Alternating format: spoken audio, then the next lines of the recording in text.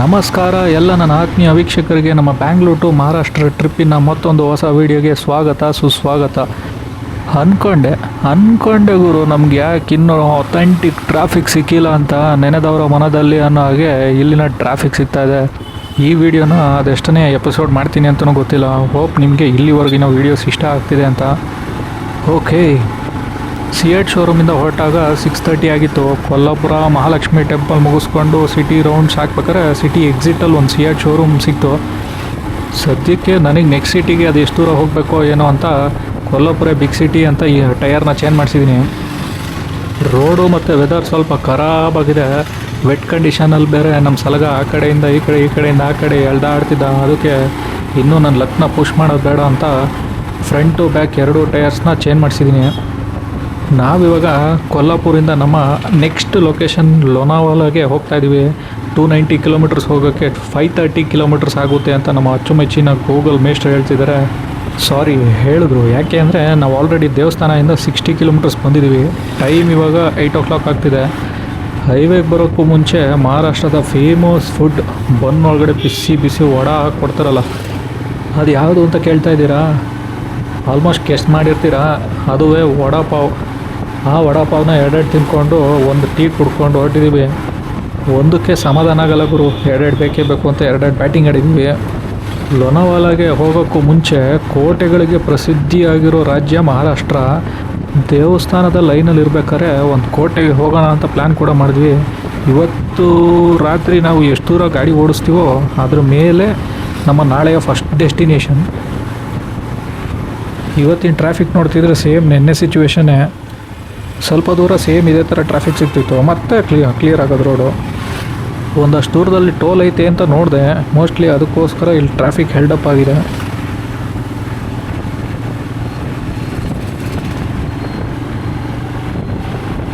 ಸದ್ಯಕ್ಕೆ ನಾವು ಪ್ರತಾಪ್ಗಢ, ರಾಯಗಢ ಮತ್ತು ಸಿನಗಢ ಕೋಟೆ ಈ ಮೂರನ್ನು ಮೈಂಡಲ್ಲಿ ಇಟ್ಕೊಂಡಿದ್ದೀವಿ. ಸುಮಾರು 300 ಆಸುಪಾಸು ಕೋಟೆಗಳು ಮಹಾರಾಷ್ಟ್ರದ ರಾಜ್ಯದಲ್ಲಿದೆ. ಇಲ್ಲಿ ನೋಡ್ರಿ, ಅಣ್ಣ ಎಲೆಕ್ಟ್ರಿಕ್ ಗಾಡಿನ ಕಾಲಲ್ಲೇ ತಳ್ಕೊಂಡು ಹೋಯ್ತಾನೆ, ಆ್ಯಕ್ಸಿಲೇಟ್ರ್ ಕೊಡೋದು ಬಿಟ್ಬಿಟ್ಟು. ಯಾಕಣ್ಣ ಇಂಥ ಭಾರಿ ಟ್ರಾಫಿಕ್ ಇರೋ ರೋಡಲ್ಲಿ ಬಂದುಬಿಟ್ಟಿದ್ಯಾ? ಆ ಕಡೆ ಎಲ್ಲಾದರೂ ಲೆಫ್ಟಲ್ಲಾದರೂ ಹೋಗು, ಕರೆಕ್ಟಾಗಿ ಸೆಂಟ್ರಲ್ಲೇ ಹೋಗ್ತಾ ಇದೆಯಾ? ನಮಗೂ ಇಲ್ಲ ನಿಮಗೂ ಇಲ್ಲ, ನನಗೆ ಫುಲ್ ರೈಟಲ್ಲೇ ಬರ್ತಾ ಇದೆಯಾ? ಇನ್ನೊಂದು ಅಬ್ಸರ್ವ್ ಮಾಡ್ದಂಗೆ ಇಲ್ಲಿ ಎಷ್ಟೊಂದು ಜನ ಹೆಲ್ಮೆಟ್ಟೇ ಹಾಕಿಲ್ಲ. ಯಾರು ಹೆಲ್ಮೆಟ್ಟೇ ಹಾಕಿಲ್ಲ. ನಾ ಎಲ್ಲಿದ್ದೆ? ಮಹಾರಾಷ್ಟ್ರದ ರಾಜ್ಯದಲ್ಲಿ ಸುಮಾರು 300 ಆಸುಪಾಸು ಕೋಟೆಗಳಿದೆ. ಎಲ್ಲದೂ ನಾವಂತೂ ಕವರ್ ಮಾಡೋದಕ್ಕಾಗಲ್ಲ. ಆಮೇಲೆ ನಾವು ಹಾಕಿರೋ ರೂಟ್ ಪ್ಲ್ಯಾನ್ಗೂ ಅಡ್ಜಸ್ಟ್ ಆಗಬೇಕಲ್ಲ. ನಾವೇನಾದರೂ ತುಂಬ ಒಳಗೋಗಿ ಆಚೆ ಬರ್ತೀವಿ ಅಂದರೆ ಅದಕ್ಕೂ ಟೈಮ್ ವೇಸ್ಟ್ ಆಗೋಗುತ್ತೆ. ಅರ್ಧ ದಿವಸ ಒಂದೊಂದು ಕೋಟೆದಲ್ಲಿ ವೇಸ್ಟ್ ಆಗೋದು ಬೇಡ ಅಂದ್ಬಿಟ್ಟು ಸೊ ನಮ್ಮ ರೂಟಿಗೆ ಯಾವುದು ನಿಯರೆಸ್ಟು ಕೋಟೆ ಸಿಗುತ್ತೋ ಅದನ್ನು ಮಾತ್ರ ಕವರ್ ಮಾಡೋಣ ಅಂತ ಪ್ಲ್ಯಾನ್ ಮಾಡಿದ್ದೀವಿ. ನಮಗೆ ವಡಾಪಾವ್ ಎಷ್ಟು ದೂರ ಸಪೋರ್ಟ್ ಮಾಡುತ್ತೋ ಅಷ್ಟು ದೂರ ನಮ್ಮ ಇವತ್ತಿನ ರೈಡು. ಯಾಕೆ ಅಂದರೆ ನೆನ್ನೆ ನಿದ್ದೆಗೆಟ್ಟಿದ್ವಿ, ರಾತ್ರಿ ಮಲಗಿದ್ದು ಲೇಟು, ಮಳೆ ಬೇರೆ ಸಿಕ್ಕಾಬಟ್ಟೆ ಇತ್ತು.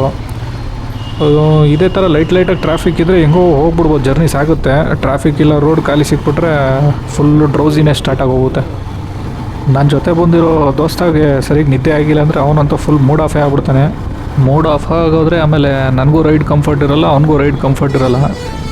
ಲೋನಾವಾಲಾ ಔಟ್ಸ್ಕರ್ಟ್ಸಲ್ಲಿ ಇವತ್ತು ಕ್ಯಾಂಪಿಂಗ್ ಮಾಡೋಣ ಅಂತ ಪ್ಲ್ಯಾನ್ ಮಾಡಿದ್ವಿ. ಸದ್ಯಕ್ಕೆ ಇಲ್ಲಿವರೆಗೂ ಮಳೆ ಏನಿಲ್ಲ.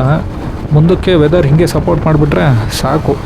ವರುಣದೇವ ಸ್ವಲ್ಪ ನಮ್ಮ ಮೇಲೂ ಇವತ್ತು ಕರುಣೆ ಇಟ್ಟಿರಪ್ಪ.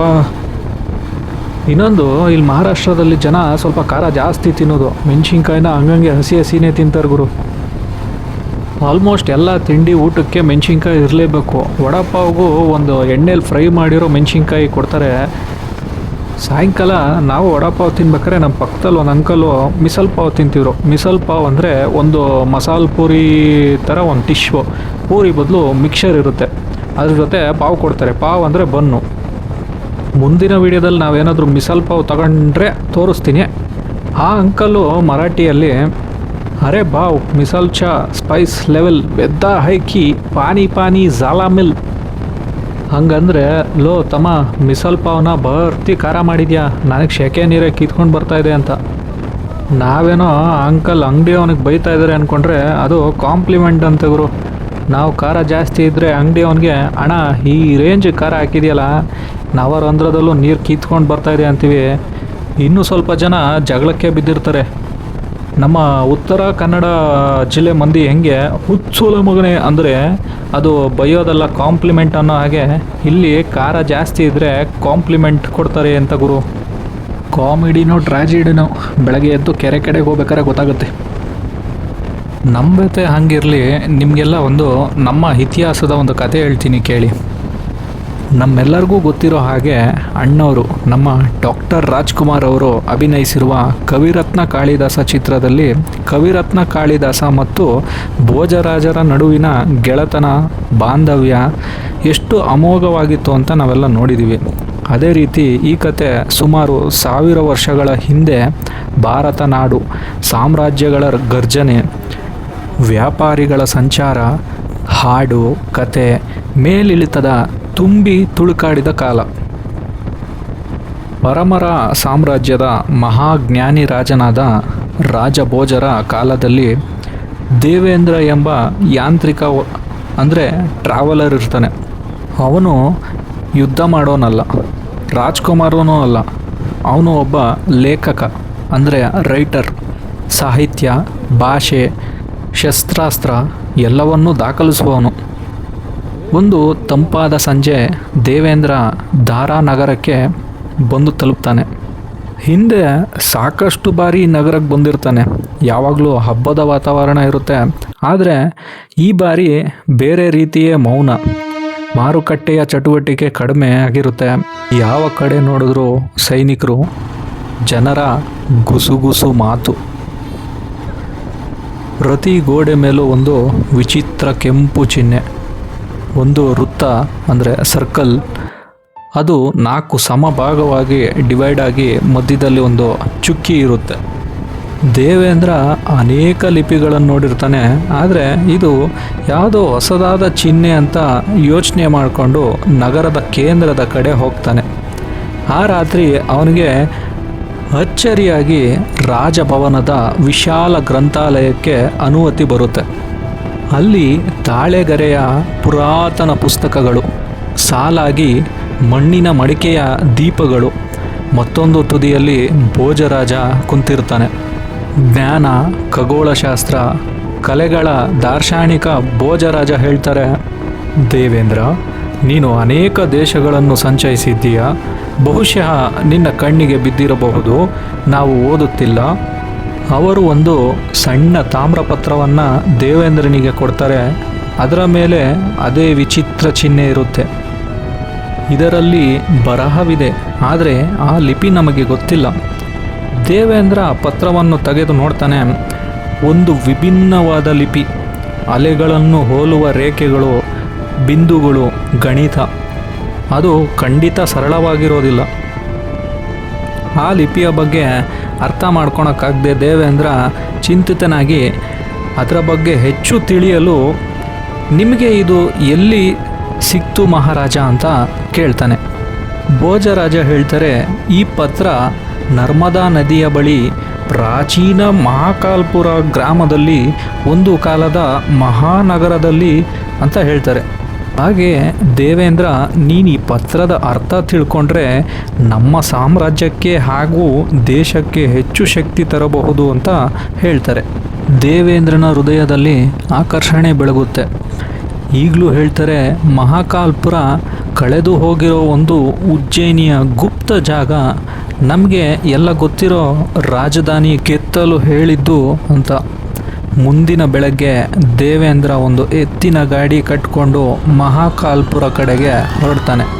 ಈ ಪಯಣದಲ್ಲಿ ದಟ್ಟವಾದ ಕಾಡು, ರೆಕ್ಕೆ ಬಿಚ್ಚಿ ಕುಣಿಯುತ್ತಿರುವ ಸುಂದರವಾದ ನವಿಲುಗಳು, ದೂರದಲ್ಲಿ ತರತರ ಕೇಳುತ್ತಿರುವ ಬೇರೆ ಬೇರೆ ಪ್ರಾಣಿಗಳ ಶಬ್ದಗಳು, ಬೆಟ್ಟ ಗುಡ್ಡ, ಕಲ್ಲಿನಿಂದ ಕಟ್ಟಿರುವ ಪ್ರಾಚೀನ ದೇವಸ್ಥಾನಗಳು. ಆ ನಿಗೂಢ ಚಿಹ್ನೆ ಬಗ್ಗೆ ಯೋಚನೆ ಮಾಡಿಕೊಂಡು ಈ ದಟ್ಟವಾದ ಅರಣ್ಯದಲ್ಲಿ 2 ದಿನಗಳ ನಂತರ ಅವರು ಈಗ ಪ್ರಶಾಂತವಾಗಿರೋ, ಶಾಂತಿಯಿಂದ ಇರೋ ಮಹಾಕಾಲ್ಪುರಕ್ಕೆ ಬಂದು ಸೇರ್ತಾರೆ. ಆ ಊರಿನ ಜನ ಅವನಿಗೆ ತುಂಬ ವಿರಾಳದಿಂದ, ಸರಳತೆಯಿಂದ ಸ್ವಾಗತಿಸಿ ಕುಡಿಯಲು ಹಾಲನ್ನು ಮತ್ತು ಜೋಳದ ರೊಟ್ಟಿಯನ್ನು ಕೊಡ್ತಾರೆ. ನಮ್ಮ ಪೂರ್ವಜರು ಒಂದು ಊರಿನಿಂದ ಇನ್ನೊಂದು ಊರಿಗೆ ಯಾರಾದರೂ ಪಯಣಿಸಿ ಬಂದಾಗ ಅವರಿಗೆ ಹಾಲು, ಪಾನಕ ಅಥವಾ ಮಜ್ಜಿಗೆಯನ್ನು ಕೊಟ್ಟು ವಿಶ್ರಾಂತಿಸಲು ಜಾಗವನ್ನು ಕೊಡ್ತಿದ್ರು. ದೇವೇಂದ್ರನ ಕೈಯಲ್ಲಿದ್ದ ಚಿಹ್ನೆನ ನೋಡಿ ಒಬ್ಬ ವಯಸ್ಸಾದ ವ್ಯಾಪಾರಿ ಬಂದು ದೇವೇಂದ್ರನಿಗೆ ಹೇಳ್ತಾನೆ, ನಮಗೆ ಆ ಚಿಹ್ನೆಯ ಅರ್ಥ ಗೊತ್ತು, ನಮ್ಮ ಪೂರ್ವಜರು ಅದನ್ನು ಚತುರನನ್ ಅಂದರೆ 4 ಕಣ್ಣುಗಳು ನಂಬಲಾಗುತ್ತೆ, ಅದರಲ್ಲಿ ಸಮಯದ ನಿಜಾಂಶ ಅಡಗಿದೆ ಅಂತ ಹೇಳ್ತಿದ್ರು. ದೇವೇಂದ್ರನಿಗೆ ಇದನ್ನು ಕೇಳಿ ಆಸಕ್ತಿ ಇನ್ನೂ ಹೆಚ್ಚಾಗುತ್ತೆ. ಅವನು ಅಲ್ಲಿನ ಜನರಿಗೆ ಈ ತಾಮ್ರಪತ್ರ ಸಿಕ್ಕ ಜಾಗವನ್ನು ತೋರಿಸಿ ಅಂತ ಕೇಳ್ತಾನೆ. ಒಂದಿಬ್ಬರು ಬಂದು ಸ್ವಲ್ಪ ದೂರದಲ್ಲಿದ್ದ ಹಳೆಯ ಒಡೆದೋಗಿರೋ ಕಲ್ಲಿನ ವೇದಿಕೆಯ ಬಳಿ ಕರ್ಕೊಂಡು ಹೋಗ್ತಾರೆ. ಅಲ್ಲಿ ಅದೇ ರೀತಿಯ ಚಿಹ್ನೆ ಇರುತ್ತೆ, ಆದರೆ ಆ 4 ಭಾಗ 4 ದಿಕ್ಕನ್ನು ತೋರಿಸ್ತಾ ಇರುತ್ತೆ, ಪೂರ್ವ, ಪಶ್ಚಿಮ, ಉತ್ತರ, ದಕ್ಷಿಣ ಅಂತ. ಒಡೆದೋಗಿರೋ ಕಲ್ಲಿನ ವೇದಿಕೆ ಕೆಳಗೆ ಒಂದು ಸುರಂಗ ಮಾರ್ಗ ಇರುತ್ತೆ. ದೀಪವನ್ನು ಹಿಡಿದು ದೇವೇಂದ್ರ ಮತ್ತು 2 ಗ್ರಾಮಸ್ಥರು ನುಸುಳ್ಕೊಂಡು ಒಳಗೆ ಹೋಗ್ತಾರೆ. ಗಾಳಿ ತಣ್ಣಗೆ, ಗೋಡೆಗಳ ಮೇಲೆ ವಿಭಿನ್ನವಾದ ಪ್ರಾಚೀನ ಚಿತ್ರಗಳು, ಜನರು ಆ ಸೂರ್ಯನಿಗೆ ಪೂಜೆ ಮಾಡ್ತಿರೋ ಹಾಗೆ, ವೈಜ್ಞಾನಿಕ ಆಚರಣೆಗಳು ನಡೆಸ್ತಿರೋ ಹಾಗೆ, ನಕ್ಷತ್ರಗಳ ಅಧ್ಯಯನ ಮಾಡ್ತಿರೋ ಹಾಗೆ ದೃಶ್ಯಗಳು ಇರುತ್ತೆ. ತಕ್ಷಣ ದೇವೇಂದ್ರನ ಕಣ್ಣು ಒಂದು ಕೇಸರಿ ಬಣ್ಣದಲ್ಲಿ ಬರೆದಿರುವ ಅದೇ ಚಿಹ್ನೆ ಮೇಲೆ ಬೀಳುತ್ತೆ. ಅದರ ಕೆಳಗೆ ಸಂಸ್ಕೃತದ ಒಂದಷ್ಟು ಲಿಪಿ ಬರೆದಿರುತ್ತೆ. ಅದನ್ನು ಓದ್ತಾನೆ. ಯದ ಕತ್ವರಿ ನೇತ್ರಾಣಿ ಸೂರ್ಯೇನ ಸಹ ಸಂಗಂಚಾಂತೆ ಯುಗಾನಾಂ ಧ್ಯಾನಂ ಉತ್ಪಾದಿತ್. ಒಂದು ಒಗಟು. ದೇವೇಂದ್ರ ಊರಿಗೆ ಹಿಂತಿರುಗಿ ರಾತ್ರಿಯೆಲ್ಲ ತಾಮ್ರಪತ್ರವನ್ನು ಓದುತ್ತಾ ಕೂತಿರುತ್ತಾನೆ. ಗಂಟೆಗಳು ಕಳೆದ ಹಾಗೆ ಚಂದ್ರನ ಬೆಳಕು ನಿಧಾನವಾಗಿ ಆ ಚಿಹ್ನೆಯ ಮೇಲೆ ಬಿದ್ದಾಗ ಅದರ ಮಧ್ಯ ಬಿಂದುವಿನ ನೆರಳು ಉತ್ತರ ದಿಕ್ಕಿಗೆ ತೋರಿಸ್ತಿತ್ತು. ಆಗ ಅವನಿಗೆ ಅರ್ಥ ಆಗುತ್ತೆ, ಆ ಚಿಹ್ನೆಗಳ 4 ಭಾಗಗಳು 4 ಋತುಗಳು, ಅಂದರೆ 4 ಸೀಸನ್ಸ್ಗಳು ಅಂತ. ಮತ್ತು ಮಧ್ಯದ ಬಿಂದು ಆ ಸೂರ್ಯನ ಸ್ಥಳ ಎಂದು. ಇದು ಎಚ್ಚರಿಕೆಯ ಸಂದೇಶ ಅಲ್ಲ, ಒಂದು ಮಾರ್ಗ. ಇದನ್ನು ಅರಿತ ದೇವೇಂದ್ರ ಆ ತಾಮ್ರಪತ್ರವನ್ನು ಆ ಕಲ್ಲಿನ ವೇದಿಕೆ ಮೇಲೆ ಸರಿಯಾದ ದಿಕ್ಕಿಗೆ ಜೋಡಿಸಿದಾಗ ಅದರ ನೆರಳು ಒಂದು ದೊಡ್ಡ ಆಲದ ಮರದ ಕಡೆ ತೋರಿಸುತ್ತೆ. ಆ ಮರದ ಕೆಳಗೆ ಹೋಗಿ ಇಬ್ಬರ ಊರಿನವ್ರ ಜೊತೆ ತೋಡೋಕ್ಕೆ ಪ್ರಾರಂಭಿಸ್ತಾರೆ. ತೋಡ್ತಾ ಅವರಿಗೆ ಒಂದು ವಿಸ್ಮಯ. ಒಂದು ಮಣ್ಣಿನ ಮಡಕೆ ಸಿಗುತ್ತೆ. ಅದರಲ್ಲಿ ರೇಷ್ಮೆ ಬಟ್ಟೆಯಲ್ಲಿ ಸುತ್ತಿಟ್ಟಿರುವ ಖಗೋಳಶಾಸ್ತ್ರ ಚಿತ್ರ. ಅವರ ಕಾಲಕ್ಕೆ ಸಾಕಷ್ಟು ಮುಂದುವರೆದ ಗ್ರಹಗಳ ಚಲನೆಯ ಲೆಕ್ಕಾಚಾರಗಳು, ವಿವರವಾದ ನಕ್ಷತ್ರ ನಕ್ಷೆಗಳು ಮತ್ತು ಜಮೀತಿಯ ತಂತ್ರಗಳು. ಅದು ಪ್ರಾಚೀನ ಭಾರತೀಯ ಖಗೋಳಶಾಸ್ತ್ರ ಜನರಿಂದ ಬಂದ ಜ್ಞಾನ. ಬಹುಶಃ ವರಾಮಿರ ಯುಗ ಅಥವಾ ಅದಕ್ಕಿಂತಲೂ ಹಿಂದಿನದ್ದು. ದೇವೇಂದ್ರ ದಾರಾ ಬಳಿಗೆ ತ್ವರವಾಗಿ ಹಿಂತಿರುಗಿ ತನ್ನ ಸಂಶೋಧನೆಯನ್ನು ಮಂಡಿಸಿದ. ರಾಜಭೋಜ ಆಶ್ಚರ್ಯದಿಂದ ಆಲಿಸಿದ. ಆ ಅಷ್ಟಪ್ರತಿಗಳು ಪ್ರಾಚೀನ ವೈಜ್ಞಾನಿಗಳ ಕೆಲಸ ಎಂದು ದೇವೇಂದ್ರ ಹೇಳಿದ. ಈ ಚಿಹ್ನೆ 4 ಕಣ್ಣುಗಳು ಜ್ಞಾನವನ್ನು ಸಂಗ್ರಹಿಸುವ ಅವರ ಮಾರ್ಗವಾಗಿತ್ತು. ಅದರಿಂದ ಬ್ರಹ್ಮಾಂಡವನ್ನು ಅರ್ಥ ಮಾಡಿಕೊಂಡವರು ಮಾತ್ರ ಅದನ್ನು ಅರ್ಥಿಸಿಕೊಳ್ಳಬಹುದು. ರಾಜಭೋಜ ಮುಗುಳ್ನಕ್ಕು, ನಮ್ಮ ಪೂರ್ವಜರು ಜ್ಞಾನವನ್ನು ಮರೆಮಾಡಿದ್ದು ಶತ್ರುಗಳಿಂದ ರಕ್ಷಿಸಲು ಅಲ್ಲ, ಬದಲಾಗಿ ಅದನ್ನು ನಿಜವಾಗಲೂ ಹುಡುಕಿದವರಿಗೆ ತಲುಪುವಂತೆ ನೋಡಿಕೊಳ್ಳಲು. ಅವರು ದೇವೇಂದ್ರನ ಭುಜದ ಮೇಲೆ ಕೈ ಇಟ್ಟು, ನೀವು ಕೇವಲ ಒಂದು ನಿಗೂಢತೆಯನ್ನು ಬಿಡಿಸಿರೋದಲ್ಲ, ಕಳೆದು ಹೋಗಿರೋ ಭಾರತೀಯ ಜ್ಞಾನದ ಯುಗವನ್ನು ಪುನಃ ಸ್ಥಾಪಿಸಿದ್ದೀರಿ. ಅಷ್ಟಪ್ರತಿಗಳನ್ನು ರಾಜಮನೆತನದ ಗ್ರಂಥಾಲಯದಲ್ಲಿ ಇರಿಸಲಾಗಿತ್ತು ಮತ್ತು ಉಳಿದ ಪತ್ರಗಳನ್ನು ಅರ್ಥ ಬಿಡಿಸಲು ಹೊಸ ವಿದ್ವಾಂಸರನ್ನಾಗಿ ನೇಮಿಸಲಾಗಿತ್ತು. ದೇವೇಂದ್ರನ ಬಗ್ಗೆ ಹೇಳುವುದಾದರೆ, ಅವರು ರಾಯಲ್ ಇನ್ಸ್ಟಿಟ್ಯೂಟ್ ಆಫ್ ಆಸ್ಟ್ರಾನಮಿಯ ಮುಖ್ಯಸ್ಥರಾಗಿ ನಕ್ಷತ್ರಗಳ ನಕ್ಷೆ ಮಾಡುವ, ಯುವ ವಿದ್ವಾಂಸರಿಗೆ ನಕ್ಷತ್ರದ ಬಗ್ಗೆ ಕಲಿಸುವ ಮತ್ತು ಹೆಚ್ಚಿನ ರಹಸ್ಯಗಳನ್ನು ಬಹಿರಂಗಪಡಿಸಲು ಭೂಮಿಯನ್ನು ಪ್ರಯಾಣಿಸುವುದಾಗಿ. ಶತಮಾನಗಳ ನಂತರ ಚತುರ್ಯಾನ ಚಿಹ್ನೆ ಸ್ಮೃತಿಯಿಂದ ಮರೆಯಾಯಿತು. ಆದರೆ ಆ ಅಷ್ಟಪ್ರತಿಗಳಲ್ಲೇ ಕಂಡುಬರುವ ಖಗೋಳ ತಂತ್ರಗಳ ಕುರುಹುಗಳು ನಂತರದ ಕೃತಿಗಳಾಗಿ ಮತ್ತೆ ಕಾಣಿಸಿಕೊಂಡಿವೆ. ಕೆಲವರು ಹೇಳುವಂತೆ ಪಂಚಾಂಗ, ಭಾರತೀಯ ಸಂಚಾರಣೆ ಮತ್ತು ಹಲವು ವರ್ಷಗಳ ನಂತರ ಜಂತರ್ ಮಂತರ್ ಅಂತಹ ಆರಂಭಿಕ ವೀಕ್ಷಣಾಲಯ ಮೇಲೂ ಪ್ರಭಾವ ಬೀರಿದೆ. ದೇವೇಂದ್ರನು ಒಂದು ಚಿಹ್ನೆಯನ್ನು ಅನುಸರಿಸಿ ಸೂರ್ಯನನ್ನೇ ಬೆನ್ನಟ್ಟಿ ಪ್ರಾಚೀನ ಭಾರತದ ಮರೆತು ಹೋದ ತೇಜಸ್ಸನ್ನು ಬಹಿರಂಗಪಡಿಸಿದ ಲೇಖಕ. ನಿಮ್ಗೇನು ಅನಿಸುತ್ತೆ? ದೇವೇಂದ್ರನಿಗೆ ಆ ಪತ್ರ ಏನೋ ಸಿಕ್ತು, ಆದರೆ ಆ ಪತ್ರಗಳನ್ನು ಆ ಮರದ ಕೆಳಗೆ ಯಾರು ಇಟ್ಟಿರಬಹುದು? ನಮ್ಮ ಪೂರ್ವಜರು ಈ ರೀತಿ ಅದೆಷ್ಟೋ ನಿಗೂಢವಾದ ರಹಸ್ಯಗಳನ್ನು ನಮಗೋಸ್ಕರ ಬಿಟ್ಟು ಹೋಗಿದ್ದಾರೆ. ನಮ್ಮ ಆರ್ಕಿಯಾಲಜಿಸ್ಟ್ ಸೈಂಟಿಸ್ಟ್ಗಳು ಡೇ ಬೈ ಡೇ ಒಂದೊಂದೇ ರಹಸ್ಯದ ಒಗಟುಗಳ ಉತ್ತರವನ್ನು ಕಂಡುಹಿಡಿತಿದ್ದಾರೆ. ನಮ್ಮ ಇತಿಹಾಸದ ಬಗ್ಗೆ ನಮಗೆ ಸ್ಕೂಲು ಅಥವಾ ಕಾಲೇಜ್ಗಳಲ್ಲಿ ಯಾಕೆ ಹೇಳ್ಕೊಡ್ತಿಲ್ಲ? ನಾವು ಇನ್ನು ನಿಜವಾದ ಇತಿಹಾಸ ತಿಳ್ಕೊಳೋಕ್ಕೆ ರೆಡಿಯಾಗಿಲ್ವಾ? ನಿಮಗೆ ಇದ್ರ ಬಗ್ಗೆ ಏನು ಅನಿಸುತ್ತೆ?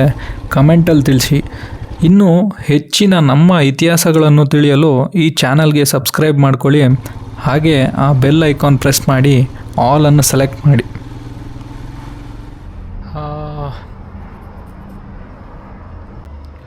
ಬ್ಯಾಂಗ್ಳೂರ್ ಟು ಮುಂಬೈ ಡೇ 2 ಇವತ್ತಿಗೆ ಎಂಡ್ ಮಾಡ್ತಾಯಿದ್ದೀವಿ.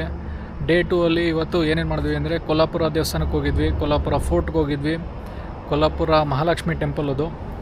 ಆಲ್ಮೋಸ್ಟ್ ನಮ್ಮದು ಅರ್ಧ ದಿನ ಅಲ್ಲೇ ಕಿಲ್ಲಾಗೋಯ್ತು. ಅಂದರೆ ದೇವ್ರ ದರ್ಶನ ಚೆನ್ನಾಗಾಯಿತು. ಆಮೇಲೆ ಅಲ್ಲೇ ಪಕ್ಕದಲ್ಲೇ ಫೋರ್ಟ್ ಇತ್ತು. ಸೊ ನಾವು ಜಾಸ್ತಿ ಇವತ್ತು ಸ್ಟ್ರೆಸ್ ಮಾಡೋದು ಬೇಡ ಅಂದ್ಬಿಟ್ಟು ಕೊಲ್ಲಾಪುರನೇ ಎಕ್ಸ್ಪ್ಲೋರ್ ಮಾಡಿದ್ವಿ. ಅಲ್ಲಿನ ಲೋಕಲ್ ಮಾರ್ಕೆಟ್ಸ್ ಎಲ್ಲ ನೋಡಿದ್ವಿ, ಚೆನ್ನಾಗಿತ್ತು. ಅಲ್ಲಿನ ಲೈಫ್ ಸ್ಟೈಲ್ ಎಲ್ಲ ನೋಡಿದ್ವಿ. ಇವತ್ತು ಹಬ್ಬ ಬೇರೆ, ತುಂಬ ಫೆಸ್ಟಿವಲ್ ಗ್ರ್ಯಾಂಡಾಗಿ ಸೆಲೆಬ್ರೇಟ್ ಮಾಡ್ತಾಯಿದ್ರು.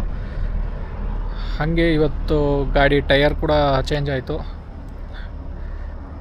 ಸೊ ಇವತ್ತಿನ ಅಪ್ಡೇಟ್ ಇಷ್ಟಿದೆ. ಆಲ್ಮೋಸ್ಟ್ ಈಗ ಟೈಮ್ ಬಂದ್ಬಿಟ್ಟು 12:30 ಆಗಿದೆ. ಇವತ್ತು ಕೂಡ ಟೆಂಟ್ ಒಳಗೆ ಮಲ್ಕೊತಾ ಇದ್ದೀವಿ. ಇವತ್ತು ರೂಮ್ ಮಾಡಿಲ್ಲ. ಸೊ ಕಂಪ್ಲೀಟ್ಲಿ ಟಯರ್ಡ್ ಆಗಿದ್ದೀನಿ. ನಾನಿವತ್ತು ಹೆಚ್ಚು ಟೈಮ್ ತೊಗೊಳಲ್ಲ. Today I am signing off. Thank you. Let's go into the tent.